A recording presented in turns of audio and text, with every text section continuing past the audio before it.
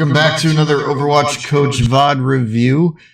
Today we've got a gold 1 rank Mercy, and they start off their intro with, hello, I've recently stumbled across your channel and have been ghosting about. I am a new Overwatch 2 player who one-tricks Mercy. I know you've reviewed 2 Mercies already, and I apologize for the redundancy. Don't worry about it. We're really pretty much only doing support VOD, so, you know, we're going to get duplicates of every hero, unless I just made like 7 videos and that was it. And that's pretty much it, because then we got into a little bit of an email string because the first replay code sent to me didn't work, and then now we've got this one. So let's dig into it. So if you're one tricking on support, I feel like in Overwatch 2 you're going to have a bad time. I highly recommend having 2 other heroes in your hero pool to fall back on. If you play Mercy, typically, the heroes I see other Mercy players playing usually goes to Moira and Kiriko. So those might be 2 heroes I would suggest trying to learn. The one thing I will say, though, is if you do take my advice and try to learn Kiriko, make sure you're outputting at least about 1.2 to 2k worth of damage in a round. If you're not able to do that relatively consistent, you're probably not going to get the best value out of Kiriko. Because I do see a lot of Kirikos that just kind of turn into a heal bot, kind of like what Mercy would essentially be in her role. So just something to keep in mind in the back of your mind, that kind of a thing.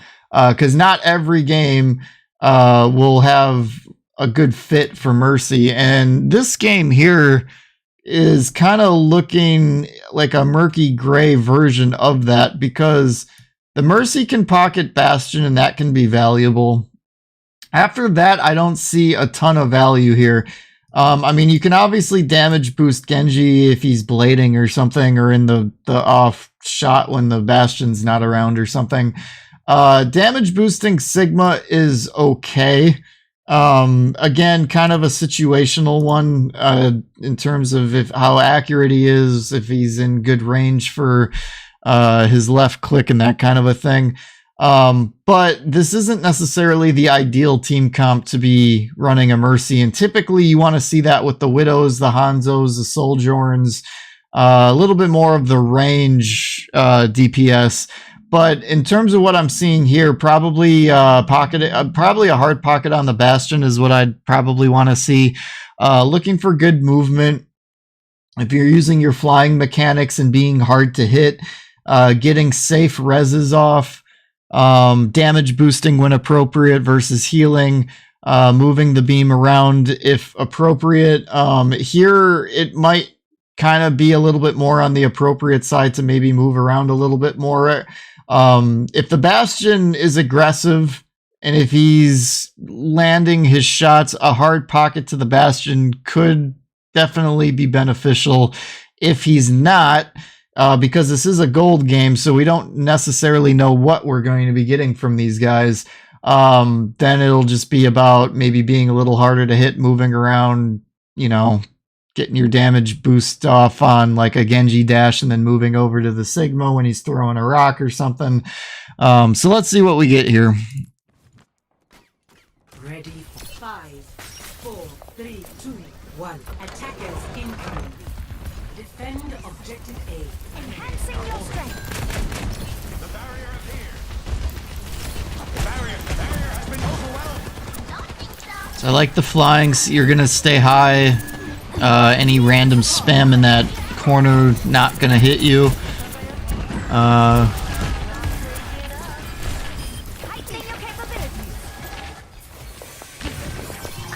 Okay, good safe res. Only thing I would say right here is I would try to get over in that area just so that you're a little less out in the open. Like if somebody were right here, somebody could come up here or around the other side, and they would be pretty much impeded to you. And then on top of that, the diva kind of dives in, realizes you're behind, and then they just turn around and start looking at you.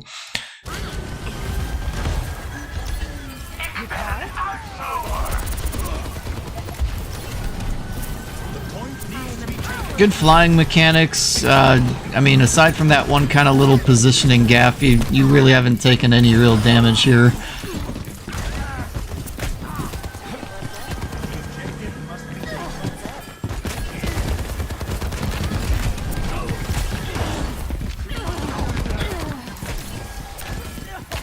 I'm not really sure if you would have been able to save that Kiriko anyway. And then on top of that, it's kind of out of the way, so yeah, it's a good res attempt. Damage boot. Well, yeah, damage boosts the blade. There you go. You did it, but it took you a second to kind of do it, so a little bit quicker reaction time on that damage boost to the blade would have been good. But nothing game-breaking, game-changing. Would have been more for the stats, I think, than anything. So flying like this, considering what you're up against, not really that big of a deal, but if they're running snipers, you just got to be careful about that, because you could potentially get yourself picked when you're flying over that wall. But considering what you're up against, you're safe with that. So this ultimate feels a bit premature. Let's get back to it here. Okay, so I guess you're doing it because the Bastion's kind of getting low. I think you could have saved that without having to ult there. And it also just feels a little on the premature side, because aside from the Bastion, you guys are pretty much good to go. I guess you could be damage boosting because they're all just clumped up together, so they're all going to get the benefit. So that part could potentially be good, but I feel like you did it. The reasoning you did this was to save your Bastion, maybe. And I probably would have held off on this a little bit. See how the rest of this fight goes.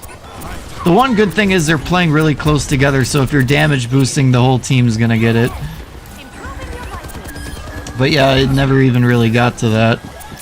So yeah, I probably would have waited for when the fight starts going a little bit more south, or when the enemy team starts to commit a little bit more. They weren't very committed to that. It was more just the diva kind of going in and seeing if they could finish off the Bastion, which, I mean, if you would have just regular heal beamed them, they would have been fine.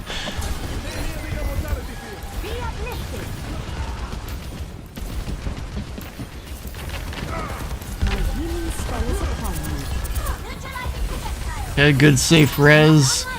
So you got teammates that are dying in safe spots. I feel like when I play Mercy, people are dying like right out in the open and I can't res anybody. It's frustrating. Okay, yep, stay down there, wait for the diva bomb. Just get out. Diva mech is gonna just chase you now. Yeah, you're not gonna be able to fly to anybody over here. As soon as you saw the diva remech, you should have just turned and ran, as opposed to taking a few shots while they're remeching and kind of dilly-dallying around a little bit. You probably still would have been chased down. The only other thing I would have said is, you know, try to stay with a teammate. But considering that diva bomb kind of isolated you, probably nowhere to really go. Alright, your team's doing a good job grouping back up. Get your Genji topped off. You're back on your... Oh. We got a little too stuck on Genji there. Okay, good. Help out your BAP. Damage boost your Genji blade. Good. Not the greatest Genji blade in the world, but, you know, what can you do? Okay. Yeah, again, this ult here, not really needed. So, okay, that was good. I don't think the ult was needed, but you did a good job getting value out of it anyway, given the circumstances. So, what I would have done is probably waited for the team to kind of engage, kind of like right now, where there's more of a team fight going on, and then this is probably more along the lines of when I would have ulted, but that ult kind of worked out. Like, you made it work. When you get the pick on the Junkrat, that kind of redeemed it, at least in my eyes. So, to any Mercy players out there, if you find yourself ulting and you kind of start finding that it's not the greatest of ultimates, you know, don't be afraid to pull that pistol out, and maybe there's somebody that is hiding on a high ground, kind of like what that Junkrat was doing, and, you know, you might be able to get an easy pick. You probably could have got that Genji rezzed, although whether or not he would have fed or not afterward would have been up for debate, but you might have been able to get that Genji rezzed. Why has the payload stopped? We must Boosting your damage. Either way, your team's doing a really good job of just grouping up and going in together. That I'm impressed with, especially for it being a gold game. I feel like I get diamond games that people still aren't doing that. Masters, they get pretty consistent with it for the most part, but one of my accounts that I've been playing a lot as of late is in diamond, and seeing all kinds of weird play styles and bad habits there that you would think would be not in diamond games. Okay, good job getting out of the high noon. Good res, good res. Use the cart as a good shielding.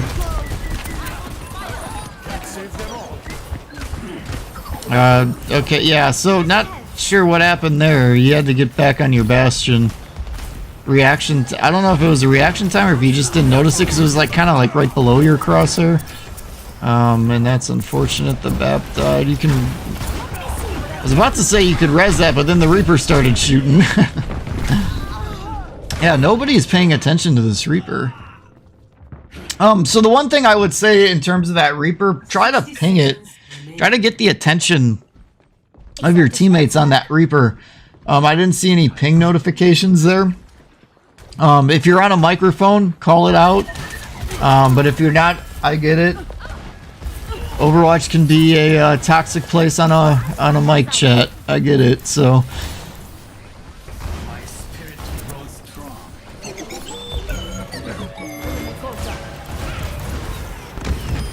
My damage 30 seconds upon you. remaining. Let them up.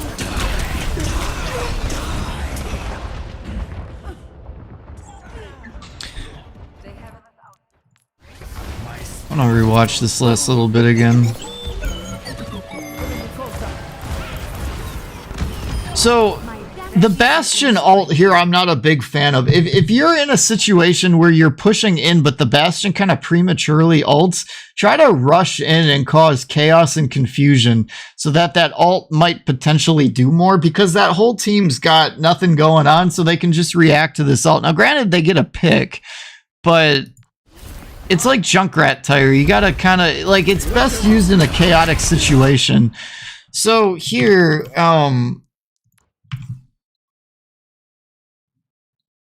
yeah, it's like nobody's paying attention to this Reaper. He's just like invisible to the team. Pretty nuts.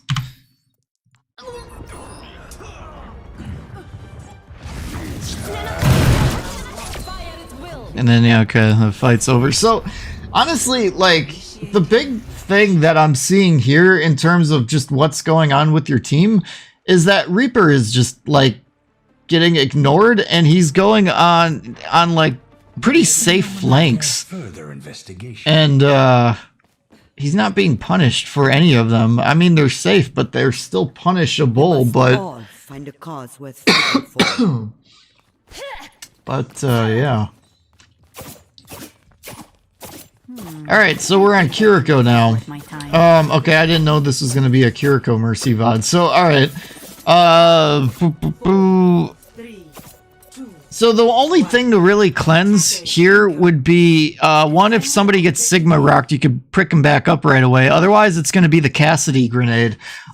Using your cleanse on a Cassidy grenade, I'm totally fine with it. I do it.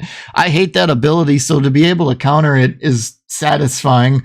You just got to be careful if there's also like an Ana or a Junker Queen or something that can, you know, anti-heal a bit. But in terms of what we're up against, those are really the only two things to cleanse.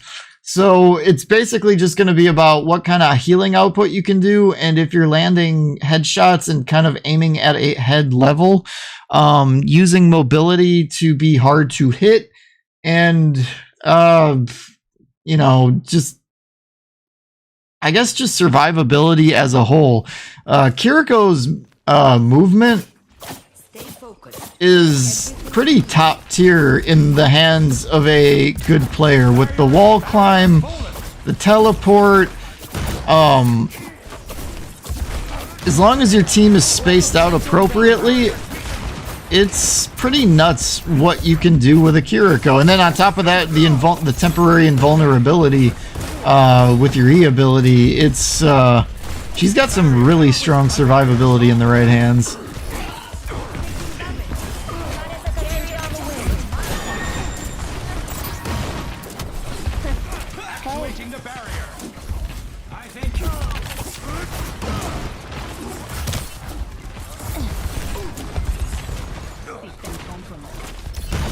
Yeah, so right now,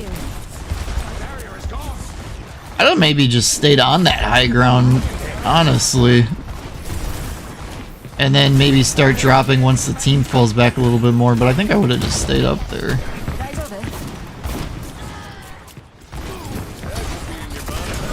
Okay, yeah, little bit of a lagged reaction to that one. And then the Cassidy is just pushing up on your team here. I don't think I like this Sigma ult either. Felt very desperate. Let's get back to it.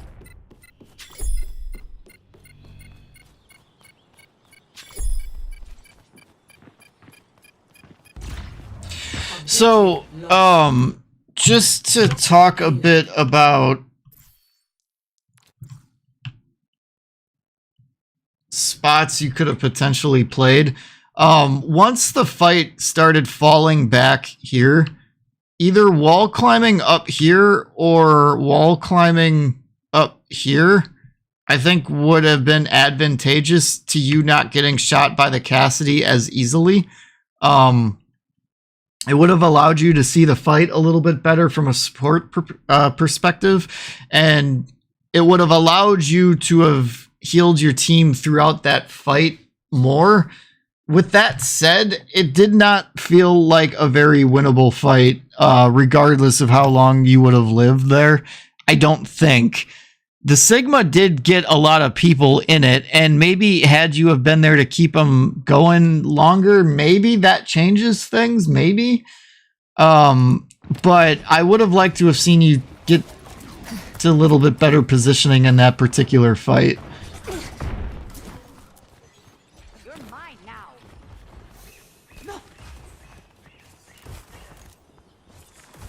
My ultimate is ready.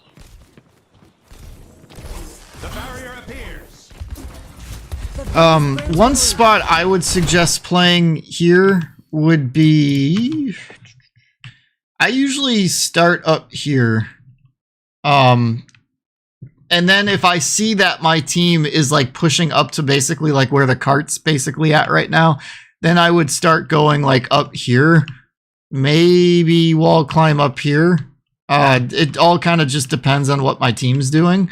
In terms of what they're doing right now, I would just say be up here.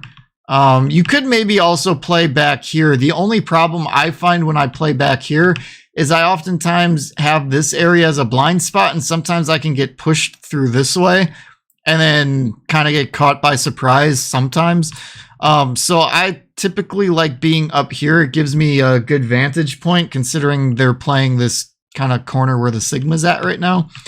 And then if they're playing more by where the cart is, being up here can be good, or being here can be good, or being here can be good. And it all just kind of depends on what you're up against and what your team is doing. And also, it also kind of depends too on how your aim is feeling too. You know, sometimes you got to be a little bit closer to the fight, and being here kind of puts you in that perspective.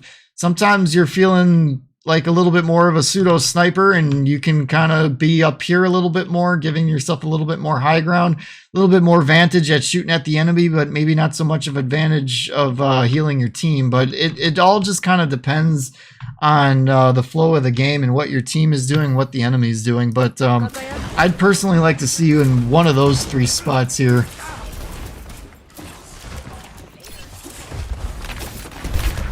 Okay, this right here is like one of the first times I kind of saw you trying to frontline. This positioning here is going to get you in trouble.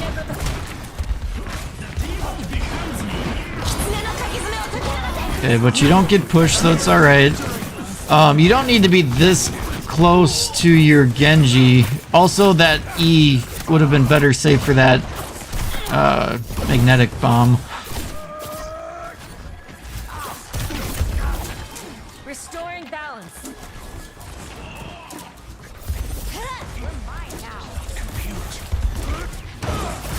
Okay, so again, one of those 3 spots that I pointed out to you is where I'd like to kind of see you resetting to here. This, in my opinion, a little too on the grounded side. Yeah, careful on that Ana. You kind of lost her in the aim there.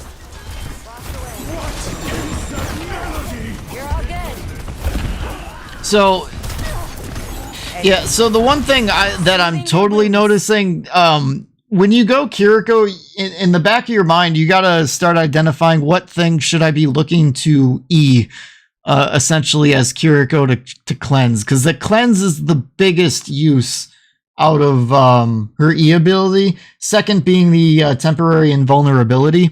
But here, as I said, Cassidy and Sigma Rock are the only 2 things.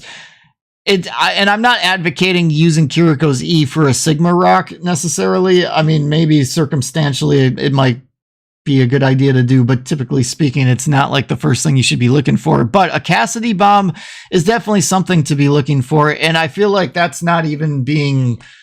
Like, I feel like that's not even a thought in your mind here. I'd be kind of... I'm not saying like going toe to toe and dueling a Cassidy, but what I would say is pay attention to who he might be dueling and kind of staying roughly in that area, so that when you do hear his voice line of "there's a burr in your side," you've got that E ready to go to cleanse it. Because as of right now, we have not seen that at all. You're kind of using it as a "oh crap, you're low, here it is" ability. And that can sometimes work, but I wouldn't be looking for that here until the Cassidy's dead or until you've already seen the nade go out, kind of a thing. So that would be a big thing to be looking for here. What's that?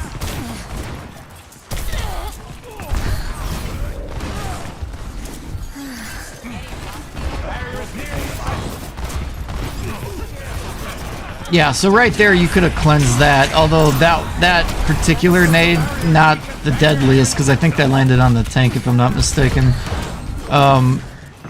Yeah, so right here, I feel like you're kind of getting lost in the sauce. So this positioning is going to get you in trouble. This is a positioning I would take as like a Lucio. Now, being here isn't the worst thing in the world, but you're kind of losing your abilities. You're not really utilizing them. You're not wall climbing to high ground. You're not teleporting to a safer target. The Genji or the Ana would have been great to teleport to once things start kind of getting a little on the hairy side. You also have not used your ultimate at all. And this is getting kind of late in the game, and we have not seen your ultimate yet. So what I would have liked to have seen you do is teleport to the Genji or at least to the Ana and then throw your E down. You could have also initiated this fight with your ultimate. Everybody's still alive, so technically you still could. And you could just throw it right down this bridge because it's going to give them basically from here to here all this speed boost and rapid fire, and they'll be able to contest the cart with it, or come close enough to contesting it that they're going to retreat or match. No, they can't match your ult. So at worst, they're gonna pop Lucio beat drop.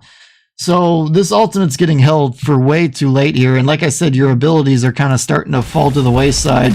And then also your positioning here is not like you're at this point you're frontlining, and then you're just throwing heals into your tank. Now your tank is low, so he does need healing.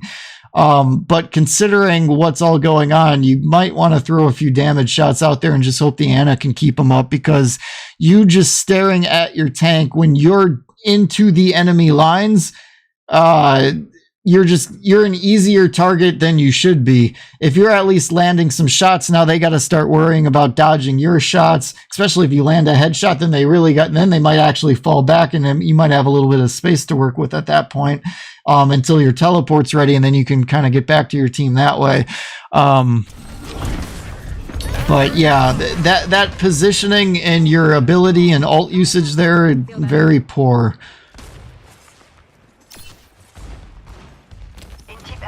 Done playing around. Let me balance you out. Payload has reached the checkpoint.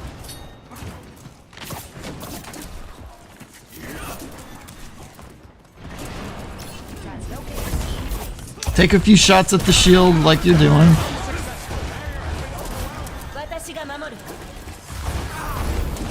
I'd back up a bit. You don't need to be quite this far up. I would be playing to the corner, the back corner to your left.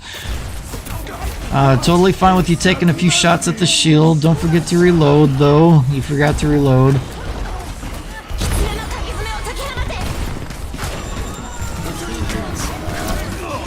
So that okay, one, your Kiriko ult, you're still holding this way too long. Your team is desperately in need of this Kiriko ult. That's number one. Number two, that E ability, that could have been saved for the high noon and timing that a bit, or at least getting somebody out of harm's way. I still don't know why you're holding the Kiriko ult, though. I mean, you've had at least two clear team-initiated fights to throw that ult out for, and I mean, this game's basically over at this point. You haven't ulted. The payload is approaching its destination. Yeah, so you went the whole round without ulting. So that's going to be number one. Ult as, I'll just say K for short. Ult as Kiriko. You have to use your ultimates. You got to start spitting them out there. You're saving it for Overwatch 3. Don't do that. I'm going to fix this. This is my penmanship. Not so good. Ult as K. Number two, use abilities to advantage. You're not really taking high ground. I didn't really see you wall climb. Your E could have been used to better effect. Your Mercy felt good. Like, you were using her abilities there. You got good reses off. You were flying. You were being hard to hit. You were damage boosting. You were healing. Like, you were using your Mercy abilities well, but Kiriko definitely did not feel natural to you at all. And then number three, ult timing. This goes for Mercy as well. I'm going to kind of stick this one more to your Mercy. Felt like your Mercy ults felt a little on the premature side. So ulting with Mercy and Kiriko, in my opinion, kind of fall hand in hand. You usually use them when team fights are being initiated. Like, okay, we're going in as 5, pop Kiriko ult. The enemy team's pushing in as 5, we pop Kiriko ult, or we Mercy ult, and, try to, soak up more of the damage that's coming in because it's a 5-on-5 and they're all pushing in coordinately, that kind of a thing. So that's how I would be suggesting you use your ultimates, and kind of using them more on the more appropriate side of things. So I hope this video was helpful for you guys. Thank you for watching, and I'll catch you on the next one.